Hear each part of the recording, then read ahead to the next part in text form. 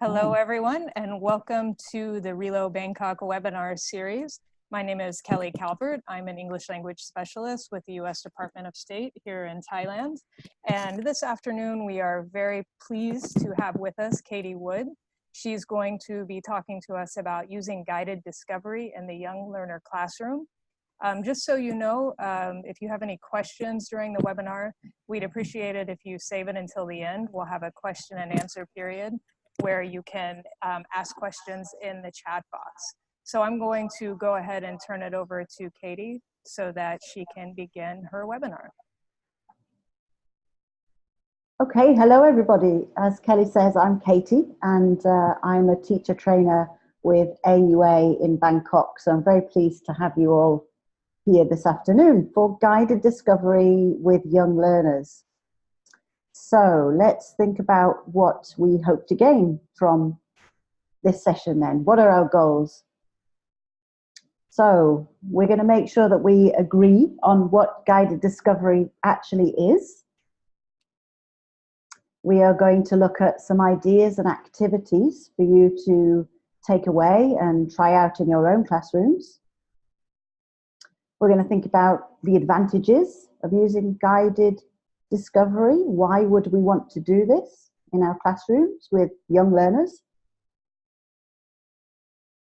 And hopefully we'll have an increased awareness of the principles for designing guided discovery tasks. You know, what are some examples of guided discovery tasks?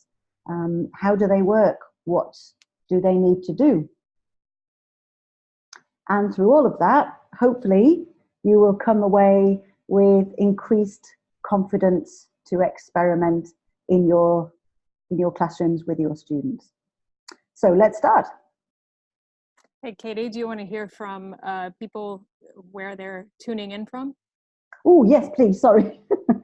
do say hello and tell us. We'll look at your classrooms in a moment, but where are you? Good point. This will give everyone a chance to try out the chat box also. Yeah.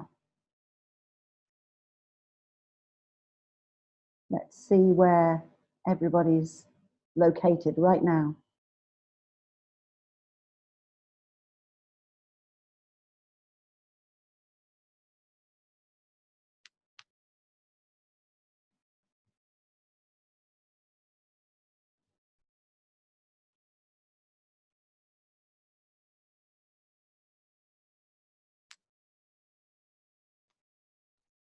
So Alice is in Bangkok, so am I. We have Sam here. We have Warangsana from Pitsanalo. And great. Sam is coming in from Patani. Wow, we're already getting quite a representation. Yeah, we're getting a spread from Thailand. And maybe a few people don't want to tell us where they're tuning in from. It's a secret location.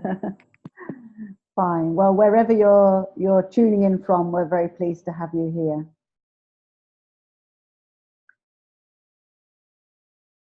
Okay, so shall we go ahead and start thinking about the people that we teach, our young learners, right? If we're going to think about guided discovery with young learners, we need to think about, well, okay, what is it about them that might fit with ideas of guided discovery? So for this, you can think to yourself and you can use the chat box just to write a short answer. So think about your young learners. And first question, what are some of their characteristics? Okay, what do you notice about them? If you want to type a short response in your box, let's get some ideas.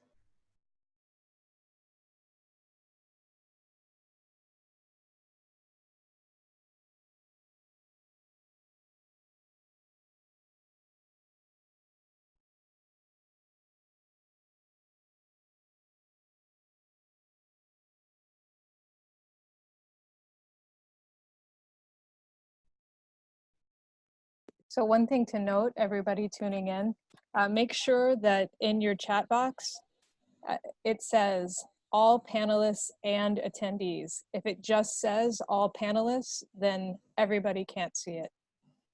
So we have Sam saying confidence. They have a lot of confidence, but maybe they're not very strong in English because they're not in an English environment very much.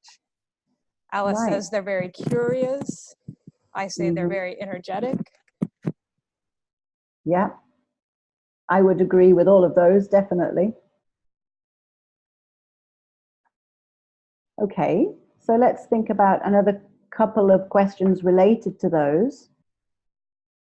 So, for example, if they're curious or if they're confident or whatever you think they are, what kind of activities do they like? What do you notice about your students? What do they like doing? Is there anything you notice they don't really like doing?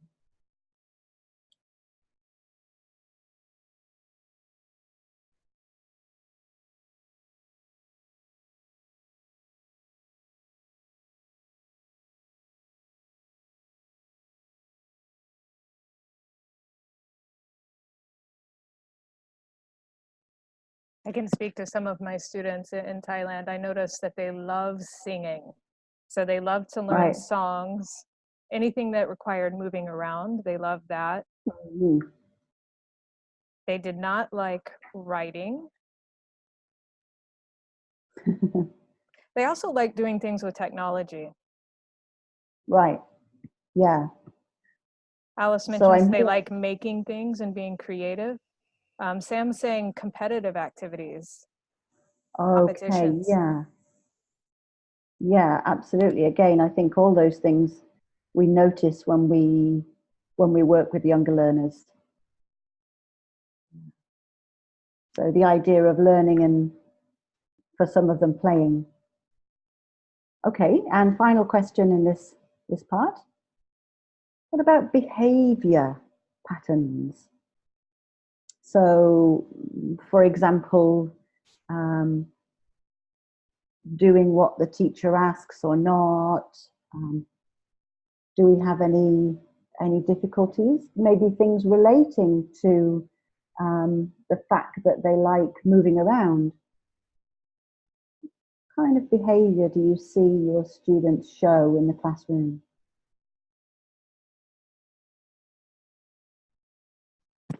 Alice is mentioning they can be easily distracted to stay on task. Related to that, I've noticed if they enjoy something and they get excited, it's hard to calm them down.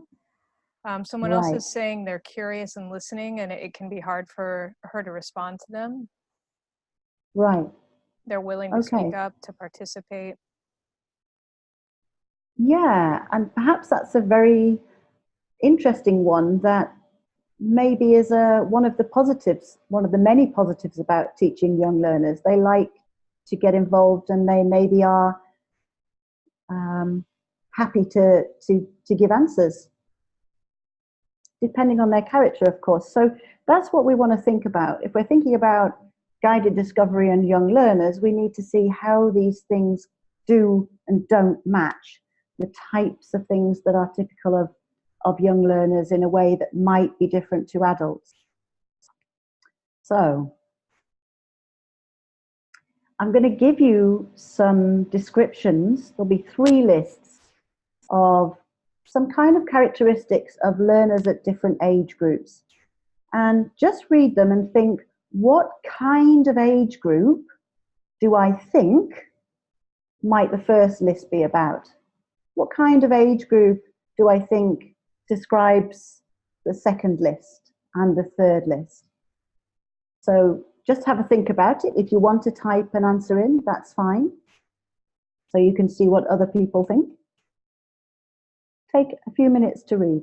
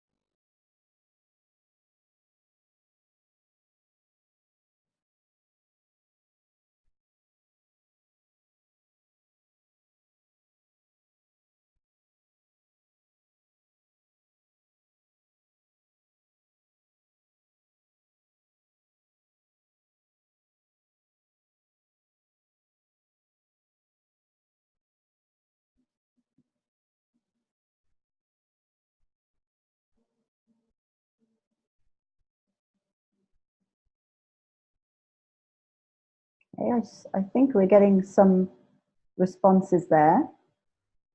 Maybe if you want to, you could just now type in what you think might be the age for the first list, the one on the left, if you haven't already.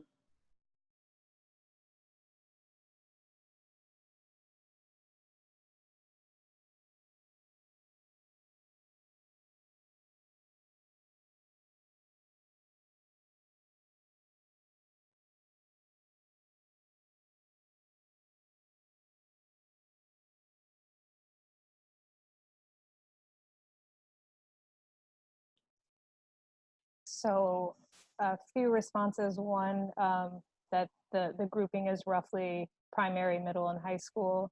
The first one, probably the youngest age group, maybe aged 5 to 9. Okay. And now, does anybody have, so we've definitely got this idea that they're moving upwards in age, right? So let's have a look and see if you agree. So yeah, this generally describes 6 to 12-year-olds, the elementary kind of age group. Maybe lower secondary, 12 to 15. And then 15 plus. Okay, so 15 to 17-ish. Okay, and we can see there actually that some of the words we came up with, curious,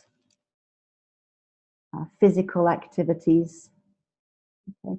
And we also see in the next two boxes talking about their critical thinking, their ability to problem solve. That's kind of beginning at this age. And an important thing to think about is obviously that we don't change as soon as we hit 12 or 13, we flip from this to this. This is a gradual development, okay? And so what our students are cognitively, thinking-wise, able to do is going to determine what kind of guided discovery tasks we may or may not be able to use with them. So then we're talking about guided discovery, okay? What do we mean by guided discovery? We're going to do a little experiment. I will give you some personality adjectives, 3 words, right? But these words are in KTs, so they're not in Thai and they're not in English, right? Your job, you don't have to type for this, just think. The word that I give you in KTs, what definition do you think matches? So take a couple of moments to have a look and think.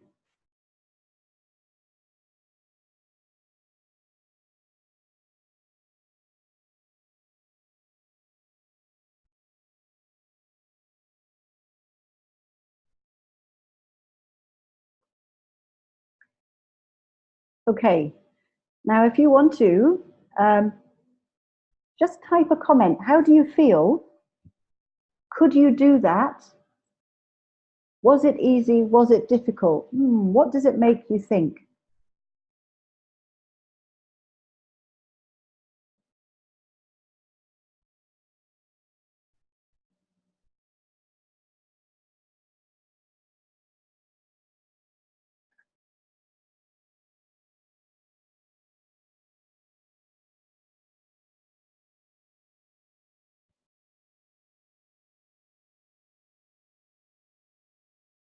Hey, were you able to match a word with the definition?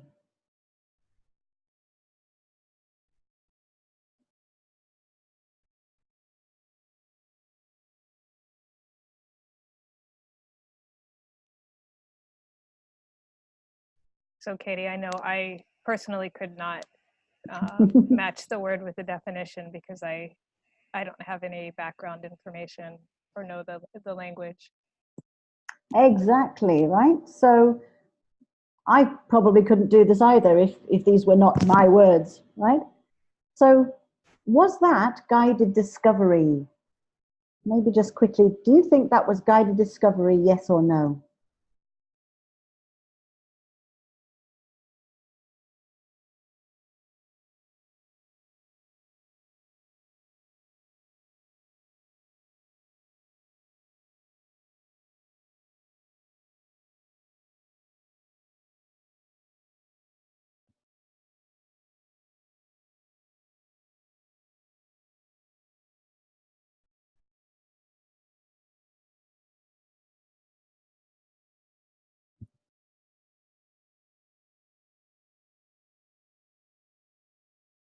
Okay, I think We a have few some responses. exuberant no's. Well, that's very good because I would agree, absolutely. Yeah. So that was not guided discovery. That was a test. Like Kelly said, I can't do it because I have no background knowledge. So you can either answer those questions or you can't. There is no way for you to discover the answer. You know it or you don't. So that's an example of what guided discovery is not. So let's think about what it might be. So you don't have to type here, just take a moment. When I say guided discovery to you, and I say that what you just looked at wasn't guided discovery, just think, what do you think guided discovery means? What do you think it might be about? What do you think it might involve for the teacher and for the students?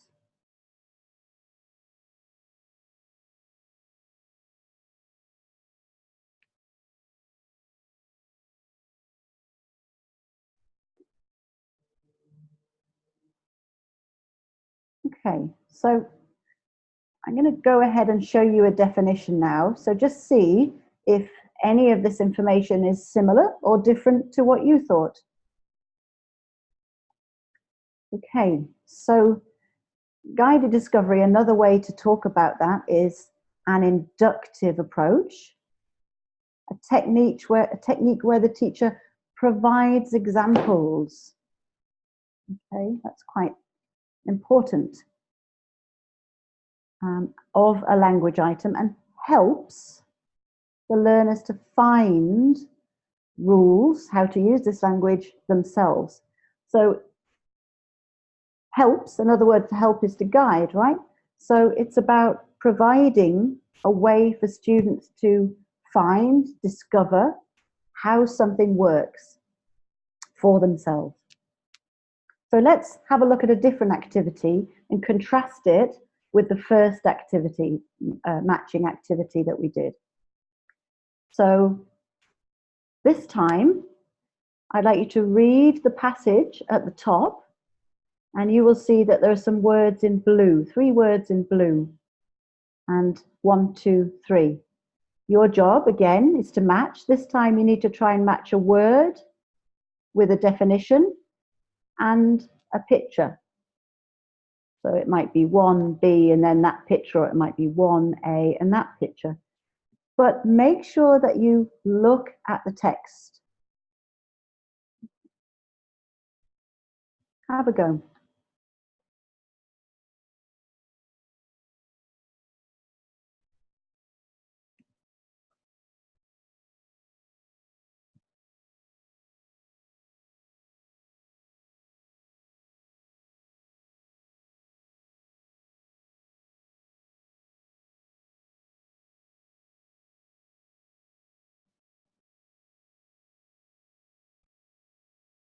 And maybe you can type a quick yes once you're ready, once you've tried.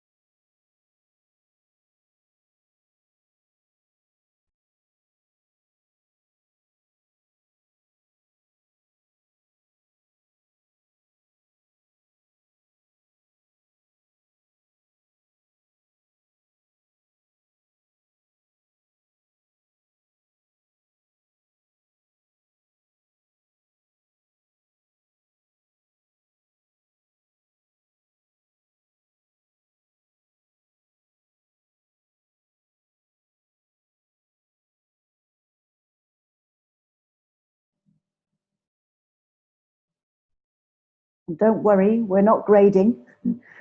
So all you have to do is try it. You don't need to write your answers.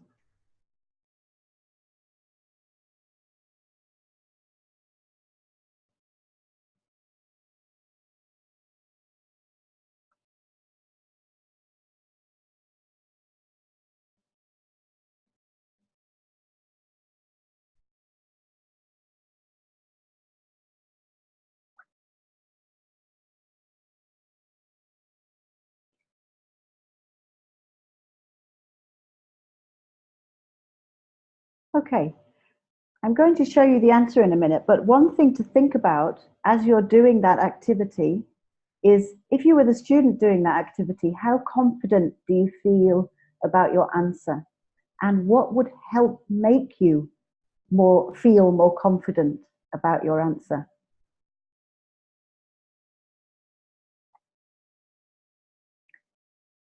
Okay, so here are the answers. Just see how you did.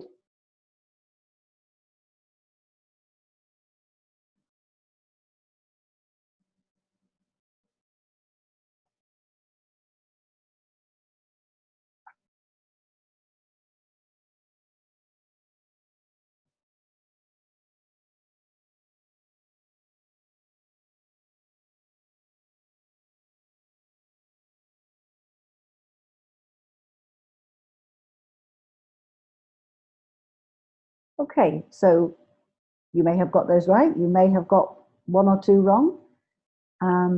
But I want you to think about, what's the difference between that matching activity and the first matching activity?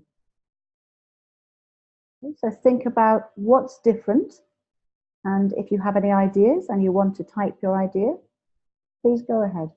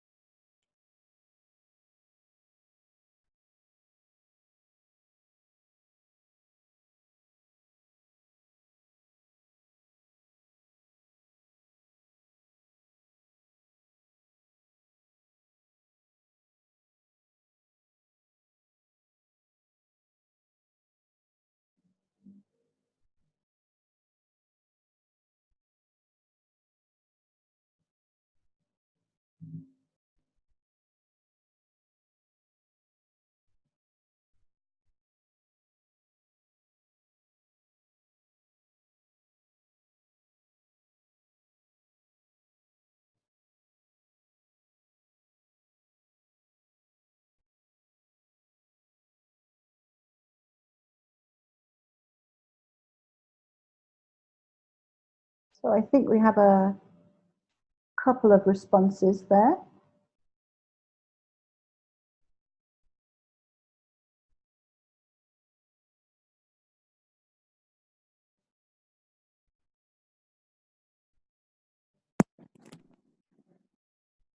And also that the first activity didn't have any context clues, so people were having a lot of difficulty, so they weren't confident doing it.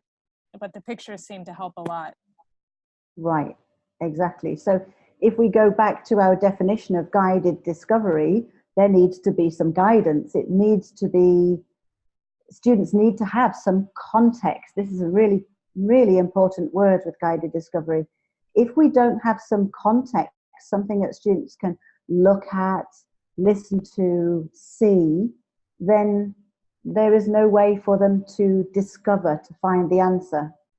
So if our guided discovery is good, then we help them to find it, right? So we support them.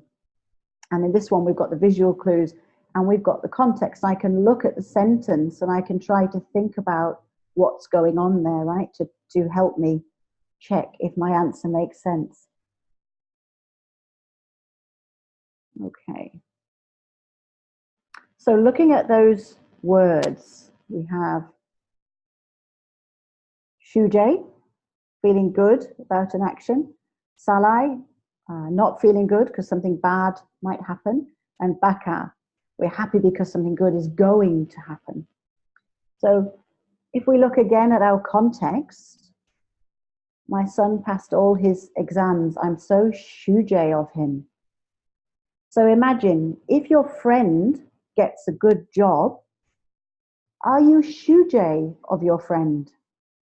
What do you think? Type yes or no.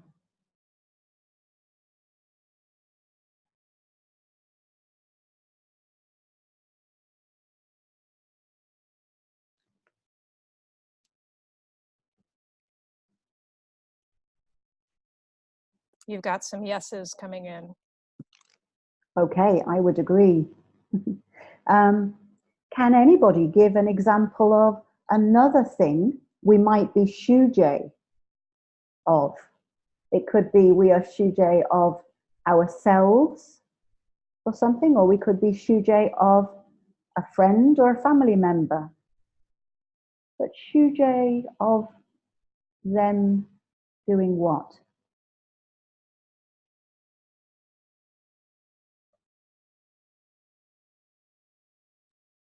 We have birthday, promotion, graduation. Okay, yeah, good. So promotion, definitely, yes. And graduation, yeah. Birthday, I think we might be happy for them. But if we are shujay of somebody, they need to what? They need to do something or achieve something. So, did we just get another one? Getting a new job. Yeah, okay. Or maybe passing your driving test, right? Okay. Or if your friend was a smoker and then they gave up smoking, we might be shujay of them. Okay, let's have a look at the second word. So,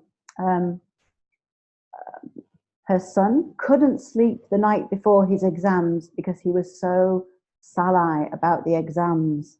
Okay, what is something you are salai about? Can anybody give an example?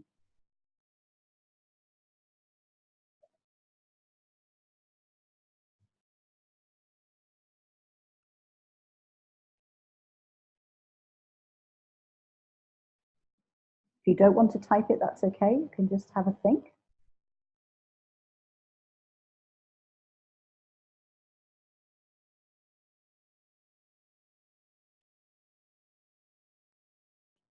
Talking in front of groups, taking a difficult test. I wrote driving, fear of losing job. Yeah, absolutely. All good answers. Okay, and last one. Um, so this guy, this boy, he's very bakar about going to university. He can't wait to go to a different city and make lots of friends. So if you were going on holiday to the beach at the weekend, are you bakar? Yes or no? What do you think?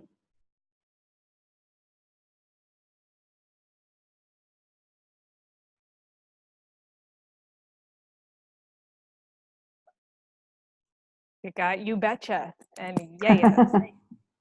Yes, I would be. All right, good.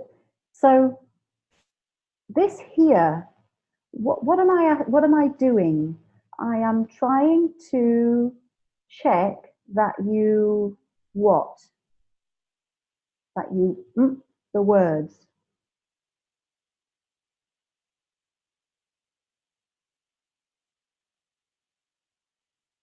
So I'm trying to check and see and get you to think about and deepen your understanding of the meaning of those words, right? By using the context and answering those questions. Okay, now look again at the same words and the same little text. What word do you think goes in the gap? Again, if you want to type, great. If you don't, that's okay. Use the text to help you.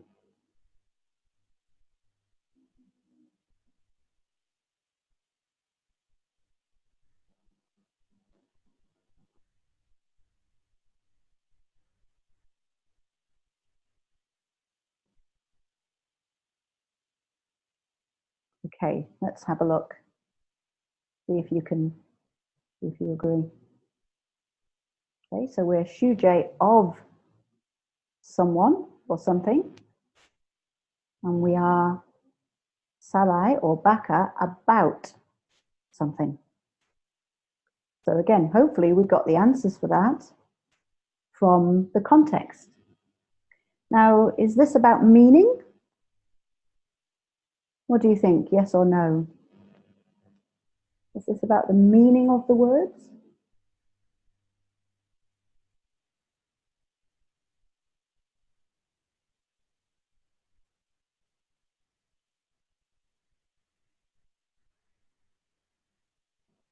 Okay, so this is a little bit different. This is not so much about the meaning of the words, but about the form, like how we use them in a sentence, what comes after them, for example, in this case. Okay, so let's see. What do we think shujay meant? My son passed all his exams. I'm so shujay of him. So right now in English, if you like, what do you think it meant in English?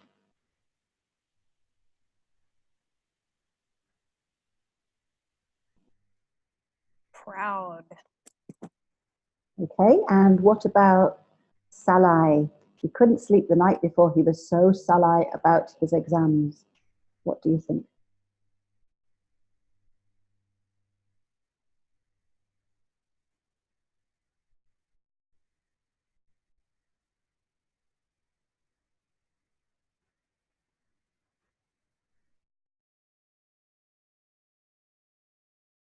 Okay. And if you don't want to type, that's okay. You can wait and see.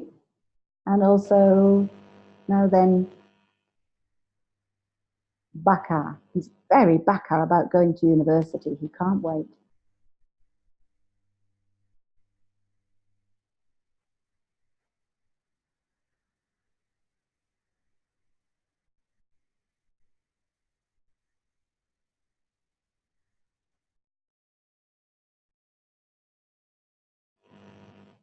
I think we have a few words coming in, so I'll show you and you can compare your ideas and see if you have the right idea.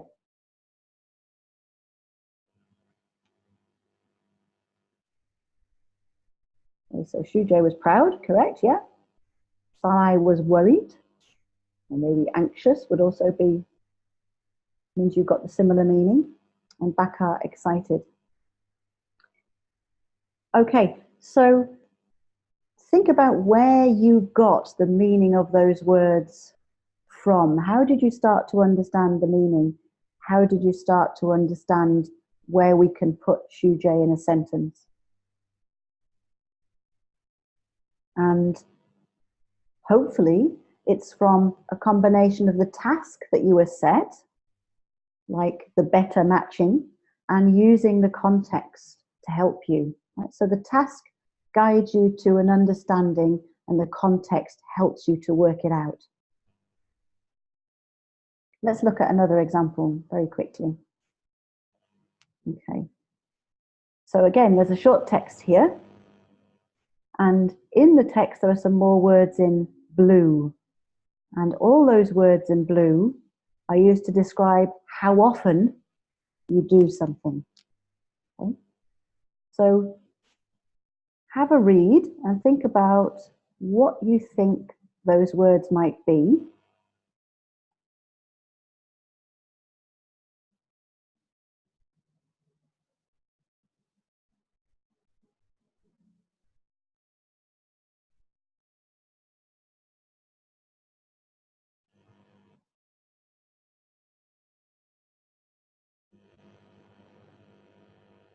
And then thinking about how often, think about where you would put each blue word here. Would you put it right down here at 0% of the time or right up here for 100% of the time?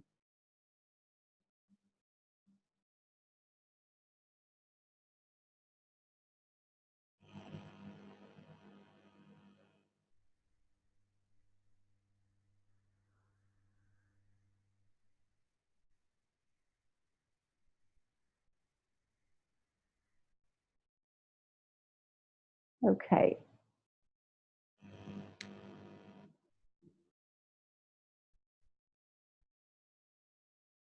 Bit of a think. And then,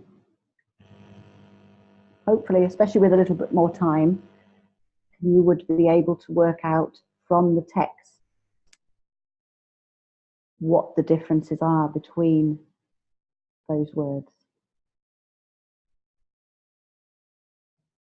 So again, you can have a bit of a think to yourself, what do I think that word was? What do I think that word was? What do I think these were?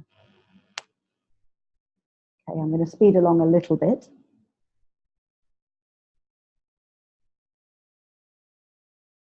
Sorry. Okay, but we've got at 0% never, at 100% always, and then we've got sometimes and usually. And again, if you had enough time, you should be able to use the context to work that out, right?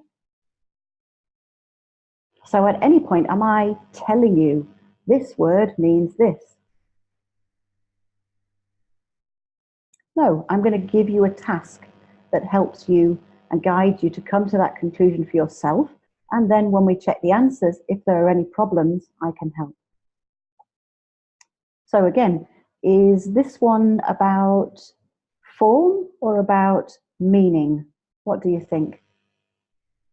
Is it about the meaning of the words or where they go in a sentence?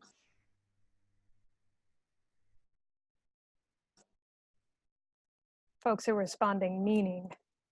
Great, I would agree. Okay, so that task should help students with meaning. So let's have a look at form. So if I gave you some sentences like this, chopped up, I'm not sure how well you can see, but part of them is black, part of them is red, part of them is blue, and some bits are purple. So again, just think to yourself, if you want students to understand, where does this adverb of frequency, in this case, usually, always, never, sometimes, where does it go in the sentence? How can I use it? Do you have any idea what we could get students to do with these bits of paper? If you want to type an idea, you can. If you want to just think, that's fine.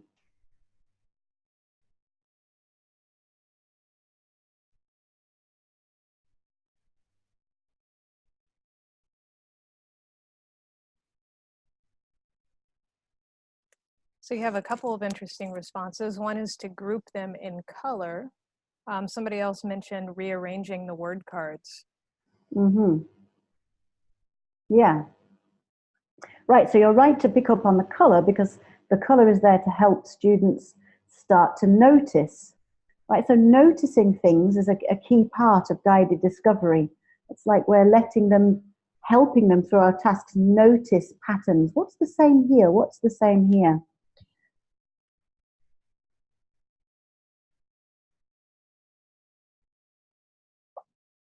So again, instead of me needing to tell students, okay, when we want to use adverbs of frequency, like always, sometimes, never, first we just say this, then we say this, then we say this.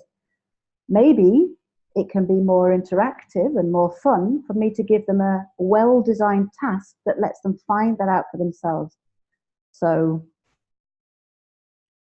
for example, we could give them these and they have to try and make sentences in their groups. Okay, and the teacher can monitor and see how many correct sentences can each group make by moving the pieces of paper. We could have them take several pieces of paper each, and each student puts down a piece of paper, and then another student has to try and put their piece of paper down next. If the group thinks that it's correct, it comes next in the sentence, that student maybe gets a point. And we could play this in teams, like a card game. We could also do what I've called a treasure hunt. So, for example, in groups, the students work and they have to collect words of 4 different colors from around the room. So we could have about the room. Okay, maybe one student goes, gets a piece of paper of red, and then the next student goes to get another color, and they try to put it down. And when they have 4 in the correct sentence, the teacher says, yes, good, and they go, and as quickly as they can, they move around the classroom, and maybe we see which group can make the most in 2 minutes or 5 minutes. Okay, so when we talk about things like form and meaning, we can still use guided discovery tasks that are fun.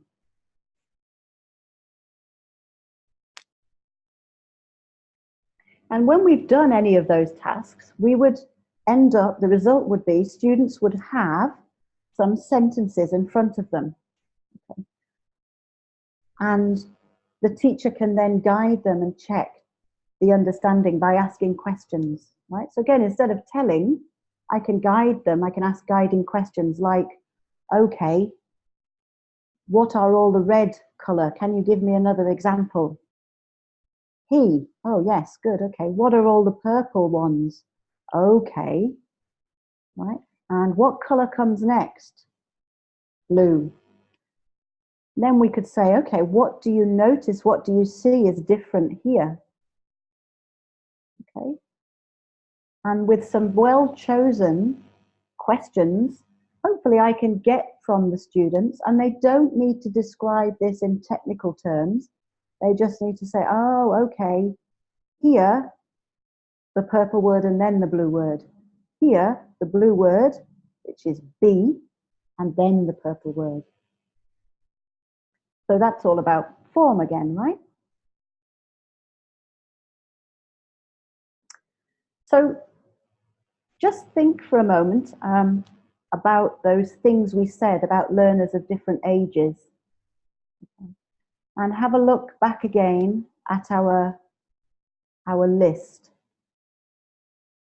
What kind of characteristics do you see that students will need to do some of those tasks? So maybe think, oh, okay, the arranging sentences task. What do I see there? Perhaps this one, right? They like physical activities. They like moving things around. Is there anything else you see?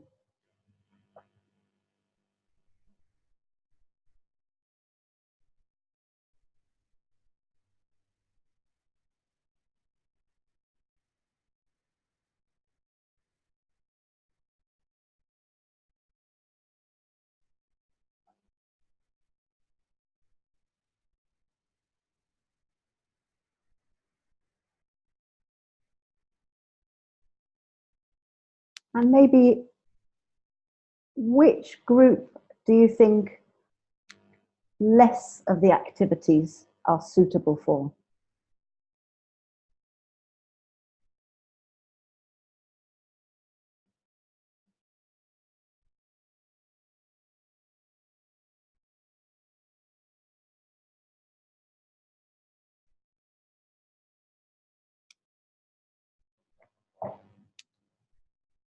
Okay, well, I'm going to go ahead and say that, and I can see we have some responses, that here and here are probably, there are more things about guided discovery that are going to be doable for the students because they're beginning to be able to think in a more abstract way, critical thinking, problem solving, reasoning. Okay, so from sort of this age group upwards. Okay, that doesn't mean you can't do anything with the lower age group students, but obviously the tasks need to be manageable. So with this age group, I might do more things where I ask questions. So for example, if I'm teaching the present simple, I go, he goes, maybe we could get the students to sort sentences into 2 groups. And we could use color again so that they start to notice, okay, I go, he goes. I eat, he eats.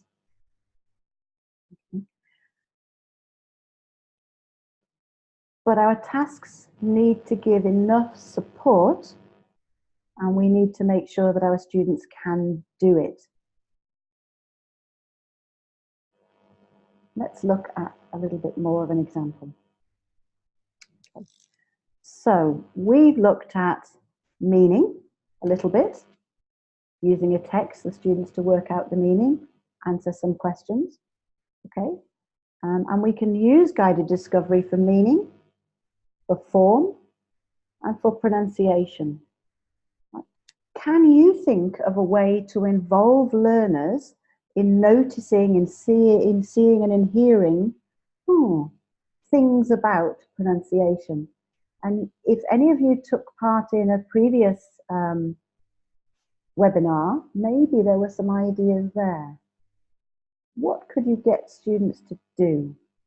For example, if you want them to notice things like stress patterns, patterns.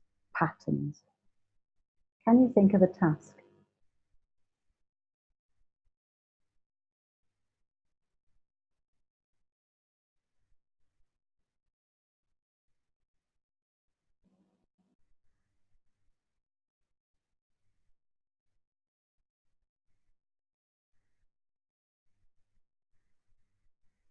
So Katie, one of the activities that Rose talked about in the webinar, which at the end, I'll include a link to our RELO Bangkok webinar series on YouTube. And Rose talked about clapping stress patterns. Alice is also mentioning word pairs and rhymes as a possibility. Someone else is talking about listening to specific sounds in a conversation, like a listening activity. Yeah. So maybe hitting the table when you hear a certain sound, for example. And I think what's great and what's very important about all those activities is that we're also, again, giving students context. So they need to hear the words, right? We need to give them an example, give them a model. So I'll give you a couple more, see if you like these or not. So for example, students listen and they move the words into this box or that box according to stress patterns. And obviously the words can be as easy or as difficult. They can be the words you're teaching. It could be, if you're teaching very low level words like apple or pear, then students could have those words and they could put them into the right box, physically move them or write them. If we wanted to make this really fun, we could say a word and the students we have the stress patterns on different parts of the room and students have to run and touch that and say the word. Matching, okay, things like each student has a word that they've already learnt and they have to look at their word and they have to find their partner who's got the stress pattern. So if I've got apple, I'll be looking for apple to find my partner. And those we could do with 12-year-olds, I think, probably, with simple words that they've learned.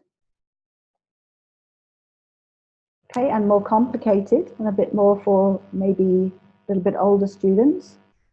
After maybe doing something like the beating the stress, then they've got to try and mark, write a dot above the stressed words in a sentence, and they can compare with each other and then listen to the teacher's example again.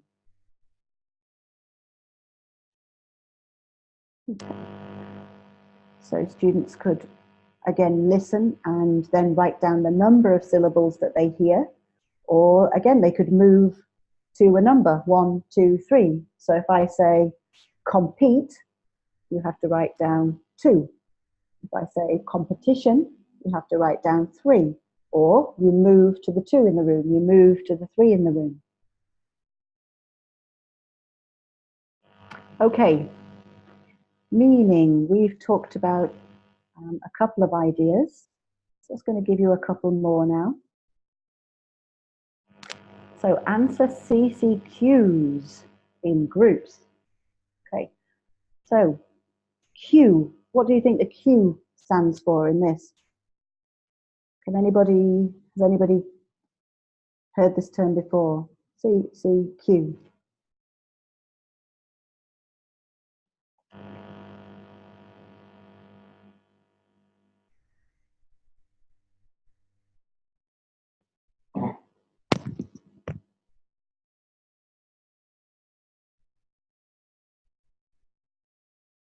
Okay, so some people typing, some not, that's fine.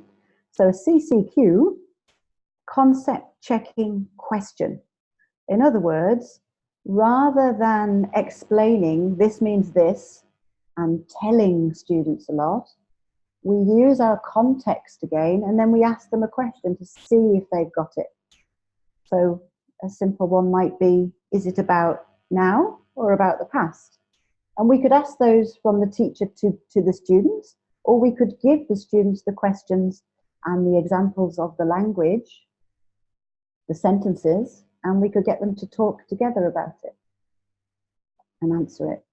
And then again, after that, of course, the teacher is going to check and make sure everybody has the correct answers.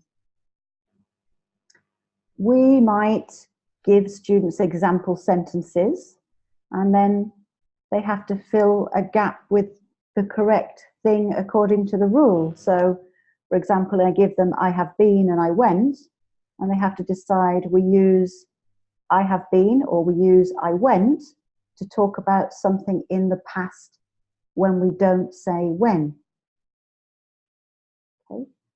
So if my students give me or give each other, talk to each other and come up with the right answer, I know I'm helping them find from the context, remember that context, that text or that situation or those examples, they need those to do these tasks.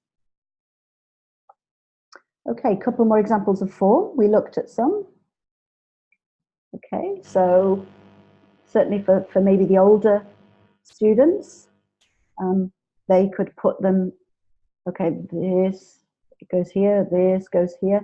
And you don't have to use the technical language either here. It could just be that you say, put these sentences into two groups that have the same pattern.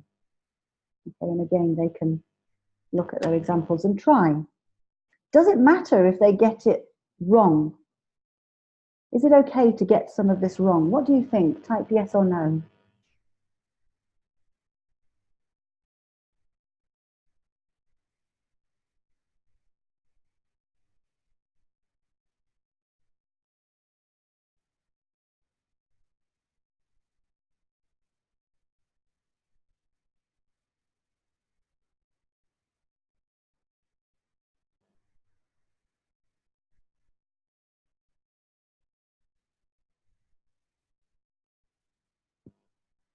This is just my opinion, Katie, but I always feel like we learn the most from our mistakes. So I say Right. yes, absolutely. Yeah, I would so agree, absolutely. So with guided discovery, we need to create an atmosphere where students understand, okay, it's important that I just start to think about this. I might get it right, I might get it wrong, but I'm going to try and look at it, because the security will come in the fact that they will understand that whatever you give them to do, when they've done it, you're going to give them the answers and show them why if they got it wrong, right? But hopefully, if our guided discovery tasks are well designed, they ask a question where students can find the answer, they will get it right more of the time, hopefully, right? Because we're going to support them with our questions. Katie, But would you say, absolutely. would you say that it's okay to correct them immediately if they make a mistake? I think it can be, but I think one of the things that we want to try and do with guided discovery is give them lots of opportunity to see what their partners think.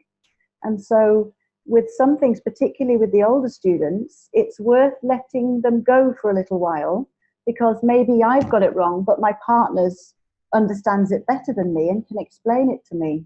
And that's a very, very valuable thing for both of those students. The student who gets to explain it, and if they explain it in Thai, that's absolutely fine. The student that gets to explain it, that has a very powerful effect on their understanding. And the student who gets to listen is also more engaged than just waiting for the teacher's answer. So I think letting students have time to try before we go straight in and correct is quite important.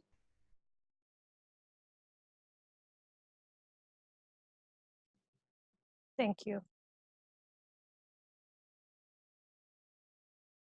Again, this could be much simpler for younger learners or lower level learners. So which ones are things, which ones are actions? Put them in the right box.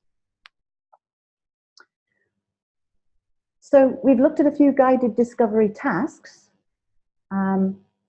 Take 1 minute and think and type one thing, two things, no things.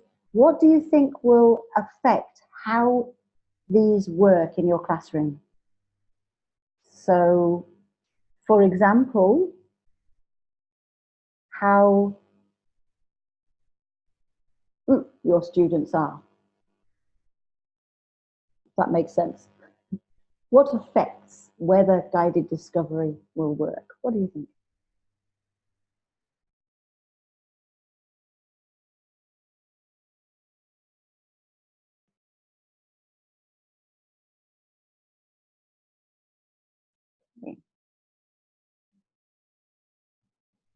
I'm going to be a little bit quick here, but I think even if people aren't typing, they're thinking.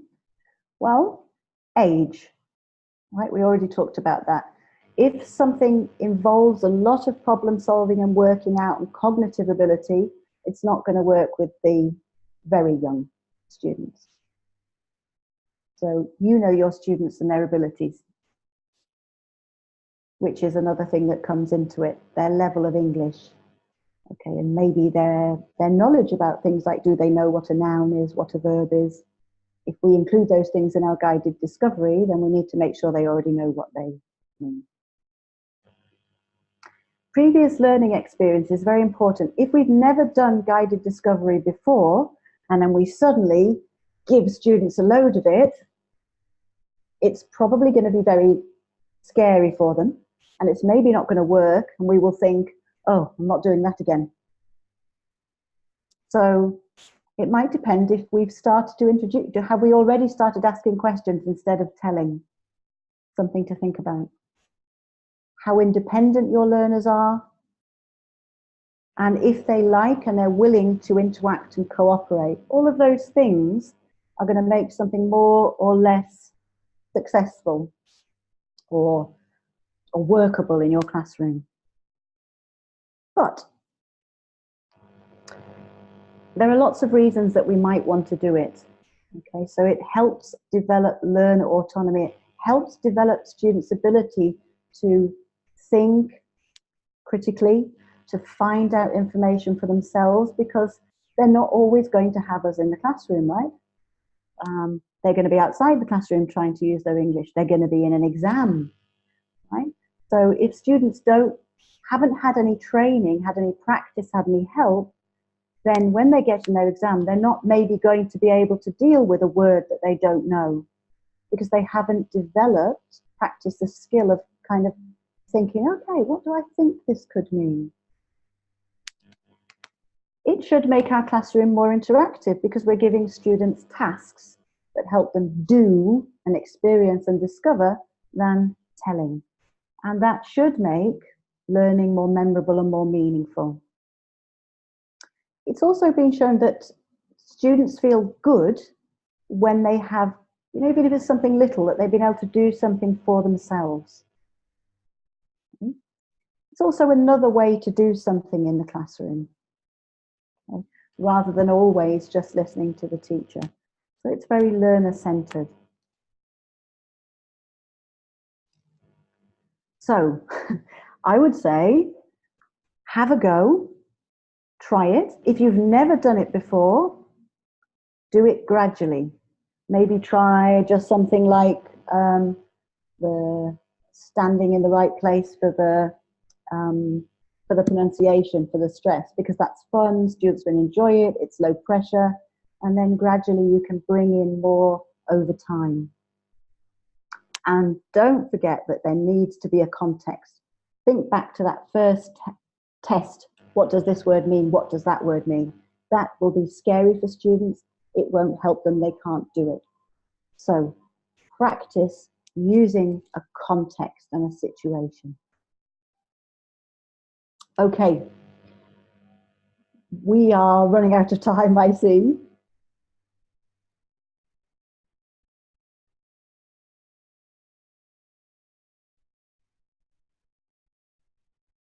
Kelly, do we have time to take any questions? I think we can take some questions if people have questions for you. Why not? Yeah. If you guys have questions, go ahead and type them in the chat box for us.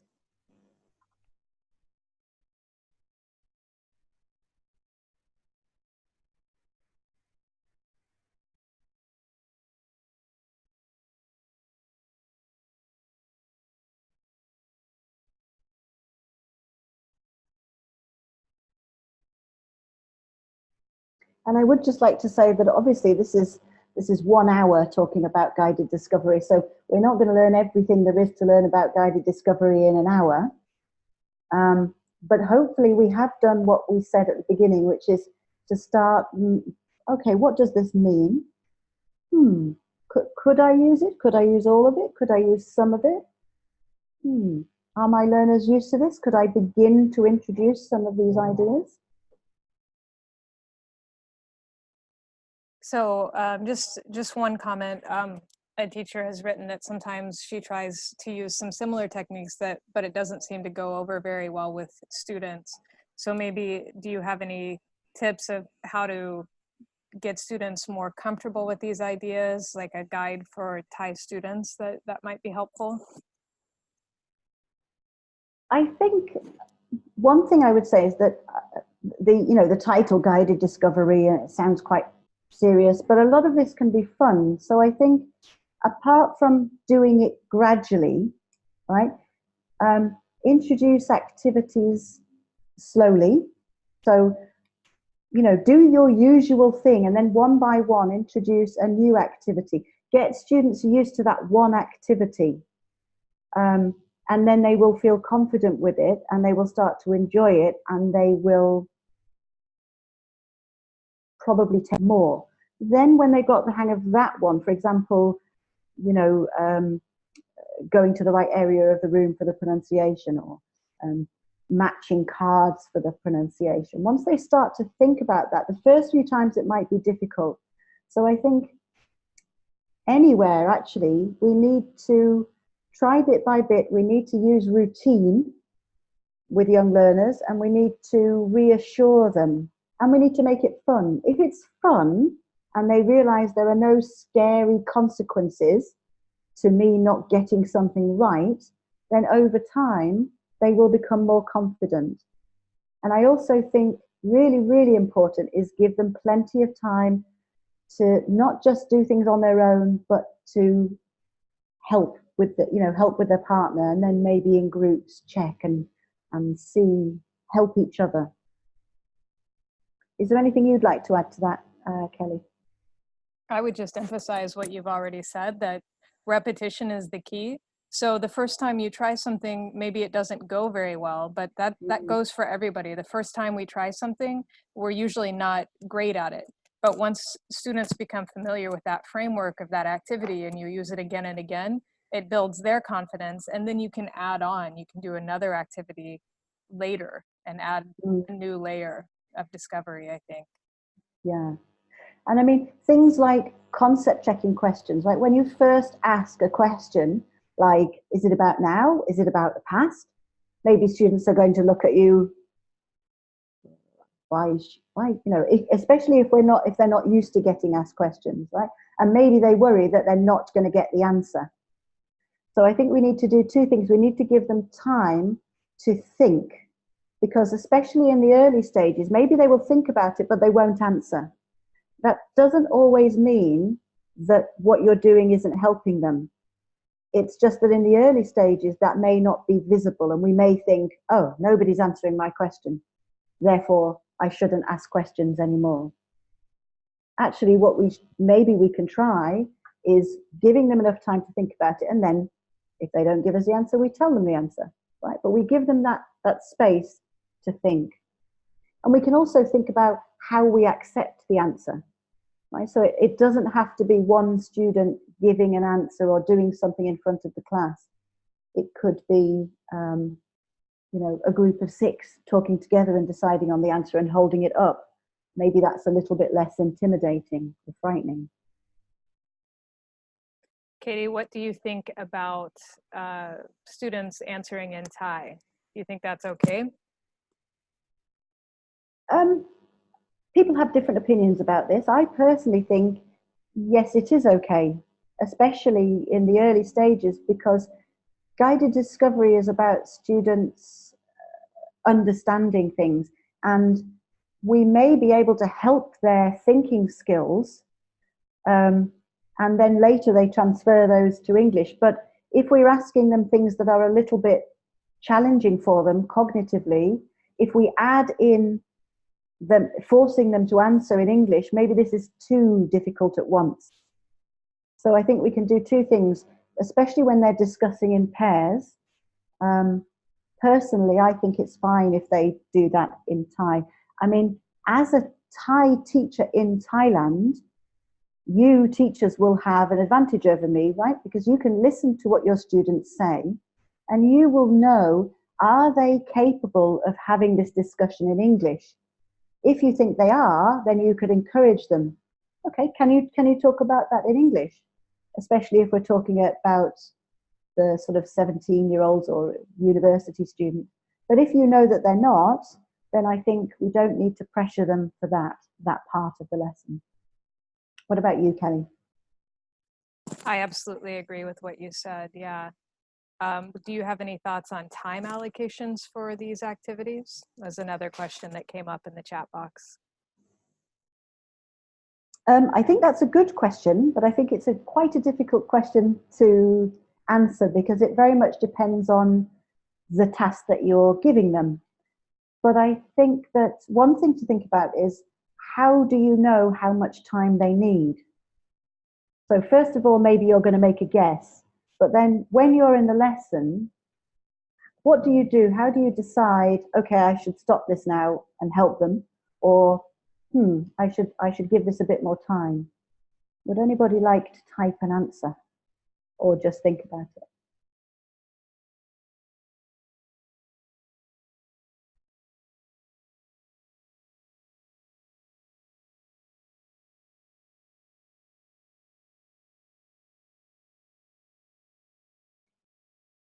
Well, you can continue to think about that one after this and try it out in your classes. But I think that monitoring is a really important thing. So we need to kind of move amongst our students and listen. What are they saying? Which part of what I gave them to do are they doing? Do some of them seem to have the hang of this, or is this very difficult for everybody? If you can see that no progress is being made, then you might cut it a bit short because you've realized I haven't provided enough support here and maybe I need to be a bit more directive with them. Or you might realize they haven't got it yet, but I can hear that what they're saying, they're thinking about this, I'm going to give them a few more minutes. If it's something like a matching task, we can listen and we can physically see, okay, they've done as much as they can, it's time to stop and check answers, for example. So I think a combination of using your experience and your knowledge about your learners and then monitoring the task very carefully and trying to respond. But I do think one thing we need to be careful of as teachers, and I've been guilty of this before, is that time thing is so important. If we ask students a question, whether it's is it about the past or the past or now, right? And we give them 3 seconds and then we say, oh, and then we give them the answer, then we're reinforcing the idea that the teacher will always just give me the answer straight away, which doesn't encourage them to think about it. So, yeah. Yeah, I think those are really good points. And I don't know if you were reading the chat box, but that was one of the questions of, should I just give the students the answer, or do I, try to get them to keep trying? And I agree with some of the other comments. Alice, for example, was commenting, you should plan allotting more time than you think is necessary for the task, because inevitably the first couple of times that you try this, the first 3-4 times, it's going to take more time than you plan. So you have to, as a teacher, kind of be comfortable with that and plan for it in advance. Yeah. And I think we've talked about this before with some of you who have been in previous webinars or workshops, that, you know, it's uncomfortable for us as teachers as well, right? So because if we're doing something different, it's uncomfortable for us, it's uncomfortable for the students. But I think we also need to think about including a little bit of that, because otherwise we don't expand, right? Our students don't expand their learning, and we don't expand as teachers, and therefore we are not developing the skills that might help our students. So I think it's I'd agree exactly with what Alice and Kelly said, and it's really important that we give ourselves time and be a bit forgiving of ourselves as well. We need to get better at things as our students do. Okay, so last question. One of the teachers is asking about should they start their lesson with focus on pronunciation, meaning, or form, because they don't think that they could bring all of the aspects in at the same time. Oh, I think that's a great question. And it brings up another important point. First of all, I think, again, people have different opinions about this, but it seems to me that if we focus, for example, on pronunciation first, then we might have students thinking about how a word sounds, but they might have no idea what this word means. So if you think back to the words that I made up, I can't remember now, but let's say I gave you the word flibble flobble, okay? And we focused on what it sounds like and where the stress is. And then you did a bit of a matching, and then I made you say flibble flobble. If you don't know what flibble flobble means, does this help you really? So I think probably it's a good idea to look at meaning first. Okay, and then you can introduce the other two. But a very good point is you might not do, in fact, you probably won't do guided discovery, especially when you start, for meaning and for pronunciation and for form, right? You might want to do the way you usually do it for meaning the first few times, and maybe introduce a little bit of guided discovery for pronunciation.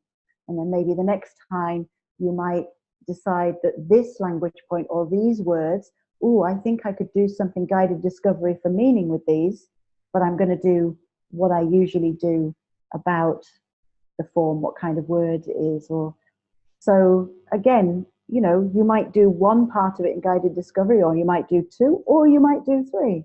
Depends on how confident you are with your guided discovery tasks and with what the students are capable of.